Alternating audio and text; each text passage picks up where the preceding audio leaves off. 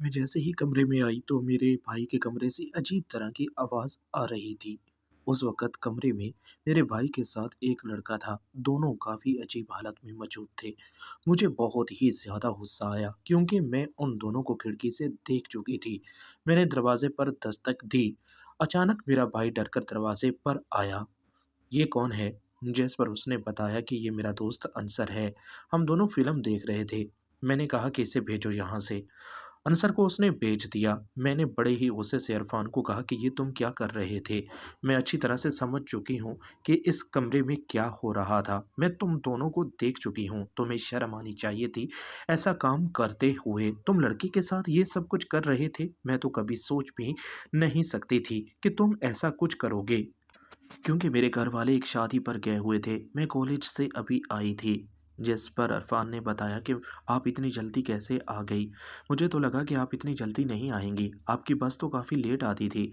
जिस पर उन्होंने कहा कि जो भी है मुझसे बहुत बड़ी गलती हो गई। मैंने कहा कि तुमने जो कुछ किया आज अब्बू को आने दो, मैं सब कुछ बता दूँगी। तुम ऐसे गिर सकते हो।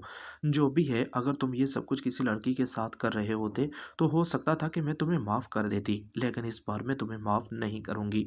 जिस पर बड़े ही गुस्से से इरफ़ान ने कहा कि जो भी है, मैं अब ऐसा कुछ नहीं करूँगा। मुझसे गलती हो गई, मैं अब आपसे वादा करता हूँ कि कभी भी ऐसा कुछ नहीं करूँगा। जिस पर वो एक बार फिर बड़े ही गुस्से से कहने लगी कि जो कुछ हो चुका है, इतना सब कुछ हो जाने के बाद तुमने आइंदा ऐसा कुछ भी किया, तो सच में मैं तुम्हें कभी भी माफ़ नहीं करूँगी। जिस पर इरफ़ान ने मुझसे वादा कर लिया।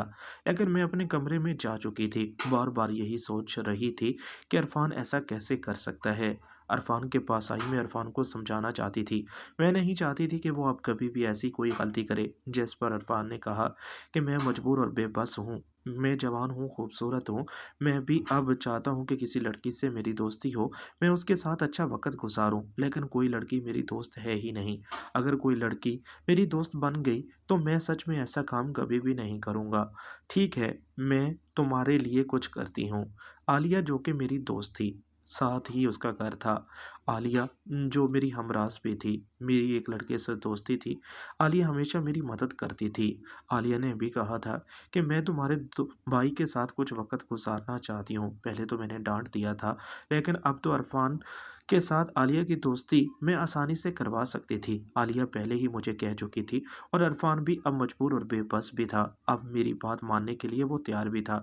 इसलिए मैं समझ चुकी थी कि जो भी हो जाए, अब मैं आलिया को कॉल करती हूँ। मैंने आलिया को कॉल किया, तो उसी वक़्त आलिया का घर पर आ गई। मैंने सब कुछ उसे बता दिया, जिस पर वो इरफ़ान के पास आई और इरफ़ान को कहने लगी कि तुम ये सब कुछ कैसे कर सकते हो? इरफ़ान ऐसा कुछ था, तो तुम मुझे बता देते। नहीं, मैं किसी को कुछ नहीं बता सकता था।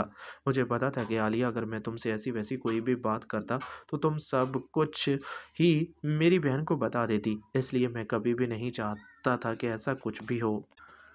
चलो ठीक है, अब जो कुछ होना था हो गया। अब मैं तुम्हारी मदद कर सकती हूँ। मैं अब तुम्हारे साथ अच्छा वक़्त गुज़ारना चाहती हूँ। ठीक है, अरफ़ान को भी अब इस बात का पता चल चुका था कि अब किसी को इस खेल से कोई परेशानी होने वाली नहीं।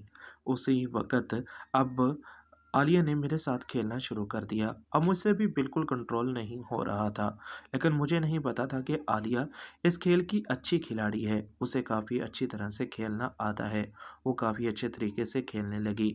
मेरे हिस्से तक पहुँचना जब तक वो अब काफ़ी हद तक अच्छा खेल खेल चुकी थी। अब जैसे-जैसे वो खेल रही थी मुझे काफ़ी अच्छा लग रहा था। मुझसे भी अब ज़्यादा बर्दाश्त नहीं हो रहा था। थोड़ी देर के बाद मैंने अच्छी-सी पोज़ीशन बनाकर उसके साथ खेलना शुरू किया। उसका पहला तजुर्बा नहीं था। मैंने कहा कि इससे पहले भी तुमने कभी किसी के साथ खेला है? ये तो साफ़ मुझे नज़र आ रहा है। आलिया ने कहा कि इस बारे में मैं तुम्हें कुछ नहीं बता सकती। बस तुम अपना खेल मुकम्मल करो और तुम इस बारे में मुझसे कुछ नहीं पूछोगे। ठीक है। थोड़ी देर के बाद आखिरकार मैं अपनी मंज़िल को हासिल कर चुका था। मैं जैसे-जैसे खेल रहा था मुझे काफ़ी अच्छा लग रहा था। थोड़ी देर के बाद मैं काफ़ी अच्छे तरीके से अपनी मंज़िल को पा चुका था। मैंने आलिया से पूछा कि तुम्हें कैसा लग रहा है? आलिया ने कहा कि मैंने पिछली बार जब खेला था उससे भी ज़्यादा अच्छा लग रहा है। तुम काफ़ी अच्छे खिलाड़ी हो। मुझे तो लगा था कि तुम इतना अच्छा नहीं खेल पाओगे। थोड़ी देर के बाद उसने मुझे खुद ही एक और अच्छी-सी पोज़ीशन बनाकर दे दी। मैं अब जैसे खेल रहा था आलिया के चेहरे से मुझे ख़ाब साफ़ नज़र आ रहा था कि वो इस खेल को काफ़ी अच्छी तरह से पसंद कर रही है। वो इस खेल के साथ-साथ अब मुझे खेलना भी बता रही थी। मुझे समझ आ चुकी थी। मैंने आलिया को कहा कि तुम वाक़ई ही बहुत अच्छी दोस्त हो। आलिया और मेरी दोस्ती हो चुकी थी। हम दोनों ही थक चुके थे। आज का हमारा खेल मुकम्मल हो चुका था। मैं अब नहीं चाहता था कि मज़ीद ऐसा कुछ भी हो। इस तरह मेरी कहानी का इख्तिताम हो गया। मज़ीद कहानी देखने के लिए चैनल को सब्सक्राइब कर लें।